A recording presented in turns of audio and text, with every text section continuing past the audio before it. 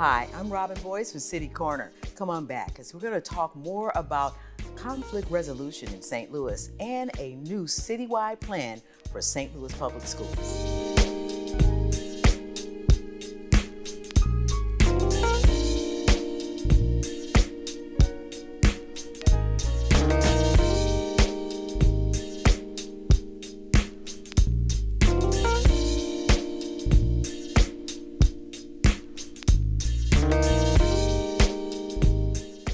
Hello, I'm Robin Boyce for City Corner. So glad you could join us today.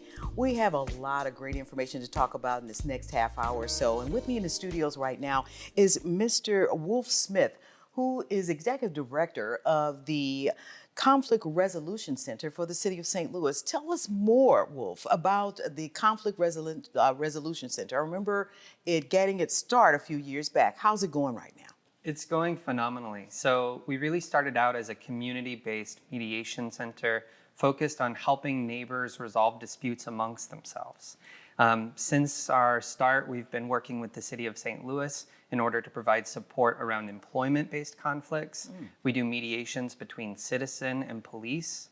And then when the pandemic hit, we really saw a surge in evictions. And so we stepped in to serve as the go-to eviction prevention mediation resource for the City of St. Louis. So we've been operating in the courts, helping to mediate between landlords and tenants to try and reach resolution, apply for rental assistance, and get them connected to support so that folks don't end up homeless. What was that like at that point during the height of the pandemic to see so many people losing a place to stay just because jobs were shut down? People didn't have the income. What was that like for your group to step in and actually talk to landlords about, wait a minute now, have a heart? What was that like? Yeah, it was certainly a unique experience, partly because it wasn't just renters who were facing really hard challenges. Many of the folks who are landlords in the City of St. Louis are small. Maybe they inherited a home from their family. Got it, okay. And so they're trying to pay taxes, trying to pay the remainder of the mortgage, and they ended up facing a very similar challenge. So whenever the federal government put out a moratorium on evictions, there wasn't quite the same moratorium around mortgage foreclosures.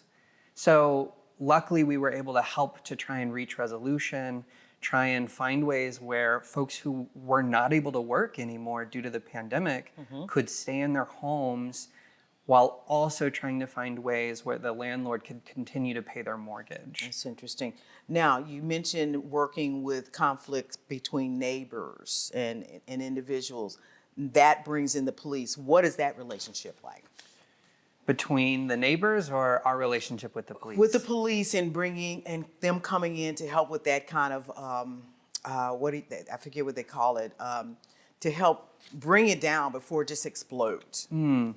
Yeah, so our work with the police is actually more focused around whenever a civilian has a nonviolent interaction. That's what it is. De-escalation, that was the word. Go ahead, I'm sorry. Yeah. So when a civilian has a nonviolent interaction with an officer, they can submit a complaint. I'm sure you're familiar with the Civilian Oversight Board.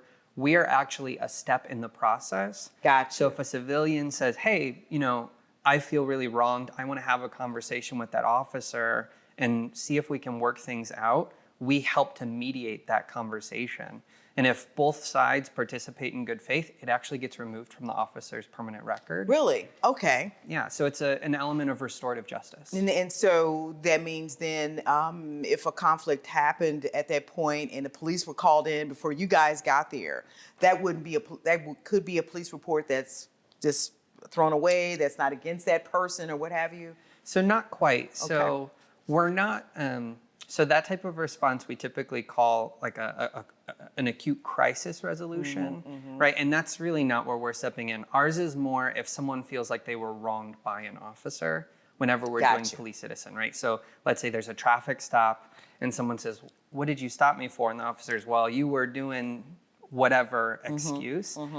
They can choose to mediate as part of their complaint process against that officer. But We do also do mediations between neighbors where they're having all sorts of disputes. Yes. Some of the main ones that we see are barking dogs, Okay. shared property lines, and one of our biggest one is actually shared driveways, which I'm not sure why they're so popular in St. Louis, but I can't tell you how many folks will get into a fight over, oh, well, you're 2 inches on my side of the driveway. And so How about they'll call lawns? us. Lawn cutting. Oh my God. I can't believe some people really. Yeah. And then there's the one neighbor who starts cutting the other neighbor's yard, and they're like, well, you weren't doing it. Big deal. But anyway, so when those kind of conflicts happen, how do you all come to the table at that point? I mean, say, for example, okay, someone gets upset because one neighbor cuts their lawn higher than the other neighbor does. The other neighbor cuts it down because they don't want to cut it for 2 or 3 weeks. And I get that. But the other neighbor is trying to do some fantastic whatever. And they cut their lawns pretty high. And so there begins the conflict. You're cutting over and you're making it. So when do you all come to the table? Yeah, so it really depends on whether they know about us or not. Okay. So if they know about us, a lot of times they'll just give us a call and we'll listen. And a lot of times folks are like, I just needed someone to listen.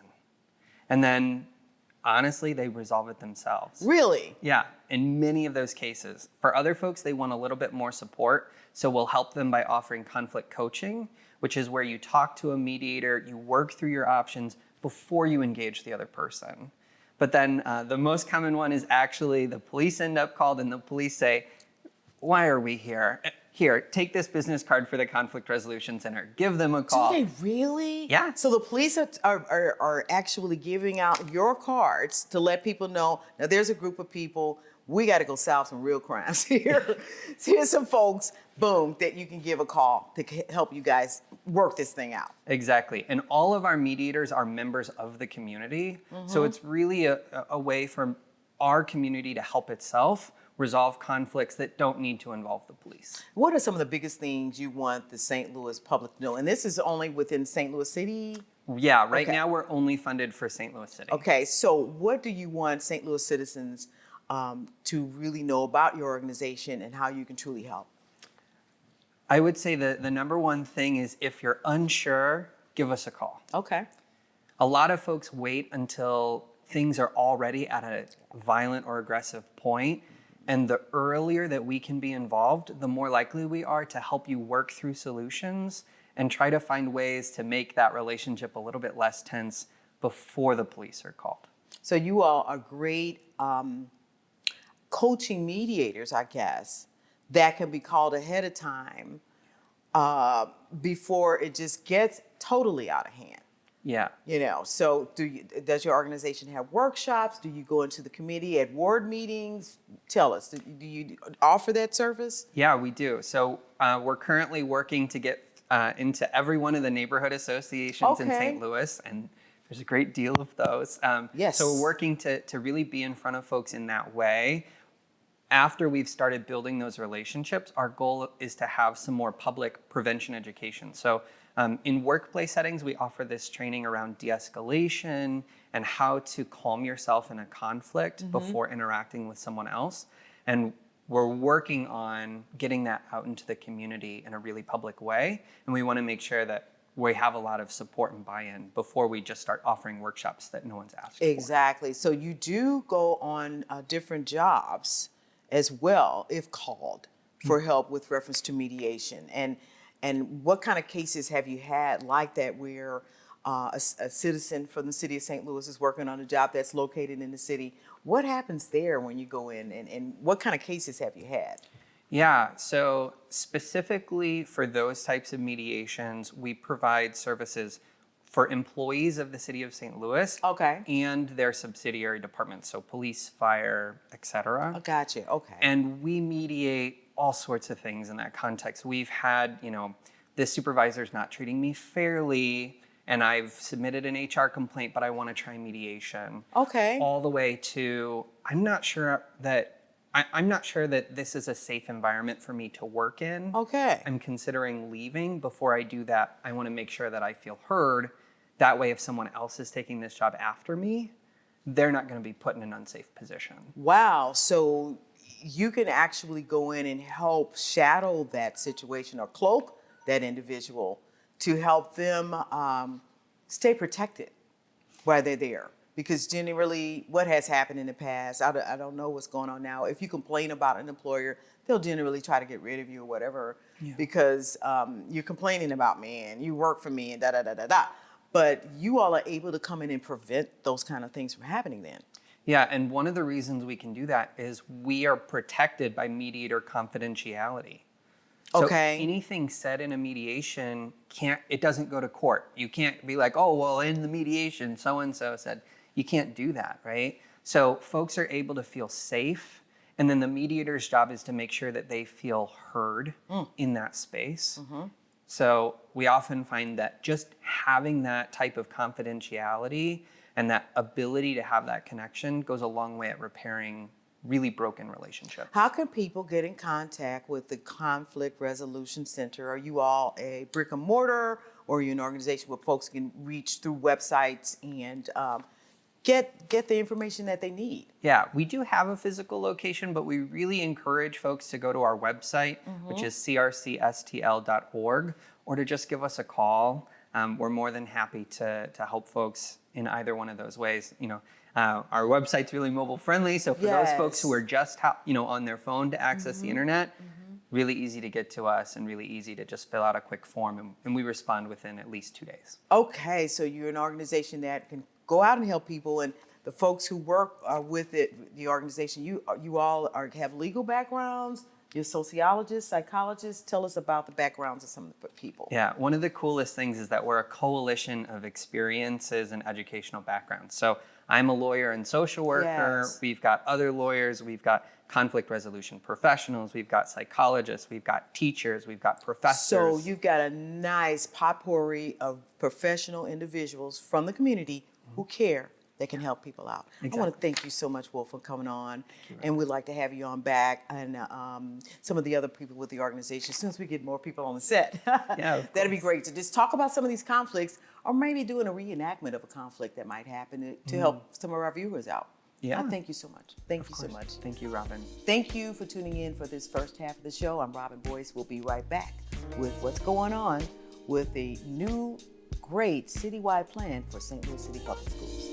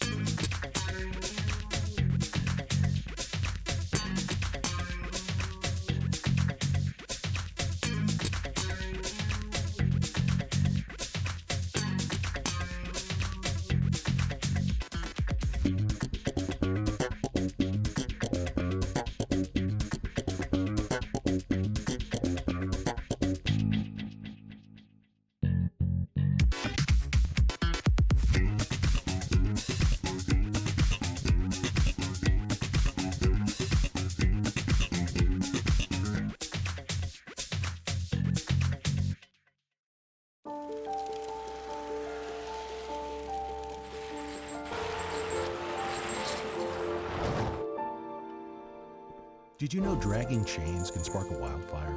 Only you can prevent wildfires. Visitors and residents love the St. Louis Zoo because it's free. There's a train, a carousel, opportunities to make new friends, and plenty of fun learning experiences with the animals 363 days a year.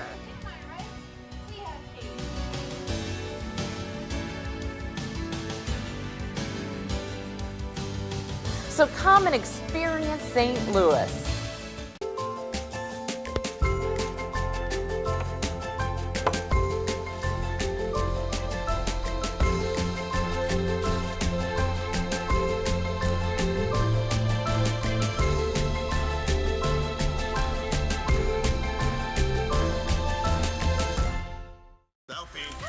Nailed it.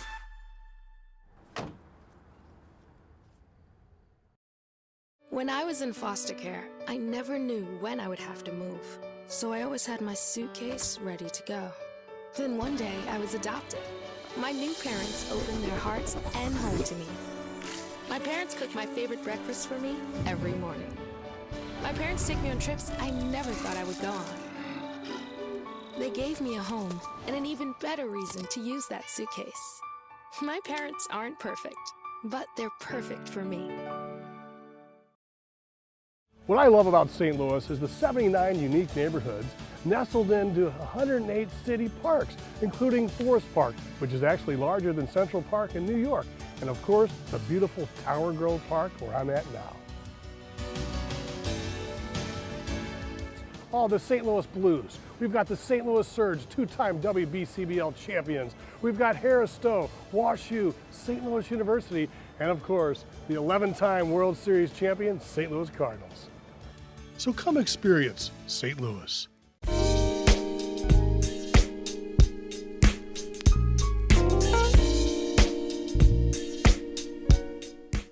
And welcome back to City Corner. I'm Robin Boyce, and in the studios with me right now is Ms. Antoinette Tony Cousins, my girl, who's vice president of the St. Louis Public School Board. How you doing, lady? I am doing wonderful. So honored to have you here Thank you for having me. Sit down and talk with us about this awesome new study that you have requested be conducted, and it's being implemented and it's going to be like a 14-month process from what I understand. Yes. To look at how to reimagine, how to rework, how to encompass everybody in the city of St. Louis whose children need education, and to make sure parents are happy about the future of what's going on. So tell us about the Citywide plan. So the Citywide education plan actually came about, unfortunately in 2019, the district was faced with a really bad situation of having to close schools. No one wants to hear the term having to close schools, but we had to close 7 schools. During that time of closing the schools, the community actually came to us and said, okay, what are you going to do to prevent this, moving forward? How could this be better? So one of the commitments that was made was doing a citywide education plan, but we had to see what that actually looked like. The first step was to get a moratorium. The help from the moratorium actually came from endorsement from the Board of Aldermen, who actually launched a resolution, and they supported and saw the vision of what the district was trying to do. Not only did the moratorium go support-wise locally, but on a state level, elected officials statewide actually said this is something we really need to look more into. The moratorium actually requested a pause for closing and opening any schools, charter, public, whatever within the city of St. Louis. That really came because what we found is when we unfortunately had to close Clay Elementary, 6 months later, there was a charter school right around the corner that closed. 6 months later from that, there was a Lutheran school that closed. So oh my God. Single-handedly, all of us that are in education created an educational desert within a community. And that's something that we had to be committed to say, we got to do better. We have to do something different. So this is what really became the birth of the citywide education plan. We had a study before where we kind of identified what the need was, where the community kind of came to us and said, these are the ideas and things we think would be best fit for a new educational system. So this is what got us into the state of a citywide education. Wow, so that, I remember that those 7 schools were closed and folks are like, wait a minute, not some more. We got all of the, we've been talking about food deserts and not having certain grocery stores and nutrition in North St. Louis. So now we're gonna have another education desert? Come on now. So you all, in fact, you are part of the elected board that has now been back in place for like 3 to 4 years now? 2 to 3 years. Okay. So the elected board came back into place 2 years ago. I became elected a year and 6 months ago. Okay. So during that time is when COVID, of course, hit, but we knew the need for the citywide education plan had come about. So we really kind of start moving forward with that. And a lot of people was up under the assumption that this was just for St. Louis Public Schools, but we know everyone is being affected by education. Tell us who's involved with this So right now we have study. part of this plan, and it took a lot of work, but part of this plan, we have champions. Our champions is a large, diverse group of people that are from charter, universities, business aspect of things at St. Louis Public School Education. But everyone has some level of expertise in the different work groups that we have. We have health and safety, infrastructure, school experience, community, and I always get that last one. That's okay. Messed up, but we have them, and part of each work group, we have stakeholders. Each stakeholder is made of a diverse group as well. People from the Archdiocese, people from charter, people from the business. Oh, so you've got all different educational groups coming together, Everybody. private, Police independent, officers, charter. everybody Okay. with a level of expertise within those subjects are at the table having discussions that no one wants to have. But we know we have to have those discussions to get to the end game, to identify what's better, what's the best fit for education now in this century with the population that we're serving. Because things have changed. Dramatically. We So- went from 700,000 in population Okay. to 289,000. And we went from servicing almost 40,000 children within the city to now about 20-some thousand. Whoa. So, yeah, so And we that really, was in what kind of a time period there? What, 10 years? within 10 years, the community, the population has totally dropped for the city of St. Louis. With reference to children in the St. Louis City public school system. Yes. And so you would say, you know, with reference to private schools, charters, some of the independent schools, you're talking maybe another 40,000, 20,000 students there. Okay, so, and the biggest thing that everybody's always screaming, we're trying to bring people back to the city. But the biggest thing that I hear from parents, what about the school What about the district? schools? Where am I going to educate my child? Do you have the private schools and blah, blah, blah, blah, blah? So this is what's unique about the Citywide Education Plan, because we have all different components at the table. Yeah. We have SLDC, we have a design team. So we're identifying and working with all of those different entities you just named to identify what's the best place to have schools. Like, why would you Okay. have schools in this area and there's absolutely no population? So part of this education citywide plan is basically a roadmap, a toolkit for anyone within the educational realm as well as development realm to see like what would be best to work to build a community and how all of these components actually come together to make it successful. Now, there have been the champions that you talked about and some stakeholders that you've pulled together. How have some of these meetings gone so far? I know they got started sometime maybe late June or something like that to really start building and getting people to talking. What I love about the meetings, the stakeholder meetings, is you have different members, you know, from different backgrounds that's a part of the stakeholder group. They're into the discussion where they have their ideology looking at things this way. You have another stakeholder may look at things this way. So of course they're going to clash. Sure. But they can easily break down, walk away.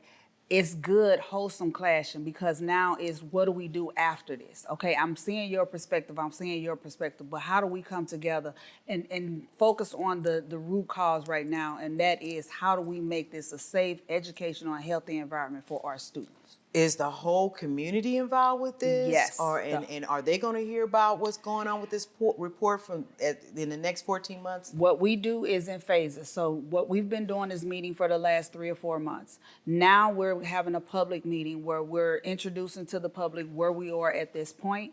From that, we're looking for feedback from the public to ensure we're on the right track, Gotcha. sharing and doing the things that they've asked us to do. That's the meeting coming up on September 28th. That's the meeting coming up on September 28th. So yes. that the public will have the opportunity to give then public input, to yes. find out exactly what it is you all are doing. Yes, ma'am. And they'll have an opportunity to ask questions of the board and some of the champions that'll be Yes, there. the champions will be there, and they'll have an opportunity to see where we are, as well as to engage to say yes, you're right on it, or no, what about this or what about that, to really give their input. The goal is everybody will have a say and stake in what we're doing. Come April of next year, we look to have a finished product where everybody will buy in, because they'll say we were here from the beginning to the end of this process. And hopefully the next stage will be how do we implement it and make it and show how it can work within the city of St. Louis. Superintendent Adams is just retired Yes. recently, and you all are now in a big search for the new superintendent We're in a to come huge on board. search. Yeah. And so, because I know I had a great opportunity to get a chance to interview Adams when that whole process was happening. Then it was really interesting to see what happened. Is this plan that you're putting together going to be a roadmap for that new superintendent? Or how's this going to work? Citywide education plan is basically going to be something aligned with whomever will come in to fill Dr. Adams' spot. Okay. It's going to be used as a toolkit, a blueprint for a superintendent of any area for the city, a principal of a charter school, or executive Gotcha. director. This is going to be a definite excellent toolkit that they can actually utilize to move forward and what they look to do in regards to education. So this sounds like this is totally inclusive because you're Yes. talking parochial schools getting involved with this project. Yes. You're talking charter schools getting involved with this project. You're talking about independent schools getting involved, even the city of St. Louis. Even the city of St. Louis. Getting yes. involved with how do we educate our kids? How do we educate our kids together? We will no longer work in silos. This is going to take a group effort for this to get done. And this has been the first time in the history of St. Louis that you've actually had everyone rallying together behind education and what best practice would look like. Now, St. Louis Public Schools has some pretty good schools We under have their some belt. I great mean, schools. you've got Yes, we do. Collegiate Bioscience Medical High School. Central Visual and Performing Arts, Yes. Gateway STEM. We have multiple excellent schools, CTE programs. Yes. Yes, you got some awesome schools that are on board that have become sort of magnet or charter type schools. Magnet, yes. And they are turning out excellent students.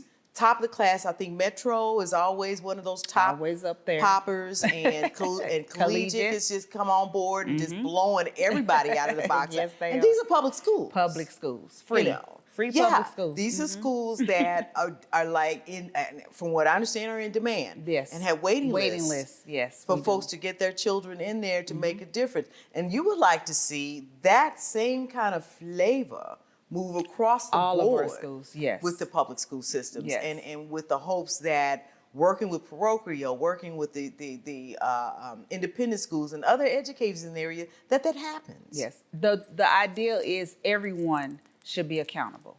And we're going to hold everyone accountable, including ourselves. All right, I appreciate you and the accountability. Anything we can do here at STL TV, let us know so we can get the word out to let everybody know that you all are trying to do it. We are. You know, there's a good working board. I will be happy one day when I get a chance just to interview the whole board, get you and Matt in here together, who's president, and just sit down and just talk about, look, this is what we got to do, because it's time. It's It overdue. is. Thank you. Thank you Antoinette, so much for coming in having and me. talking Thank with us you. about this awesome plan. And St. Louis, I want to thank you so much for watching City Corner. I hope you learned some things today, and I hope you get involved. Thank you, and we'll see you next time. On City Corner, I'm Robin Boyce.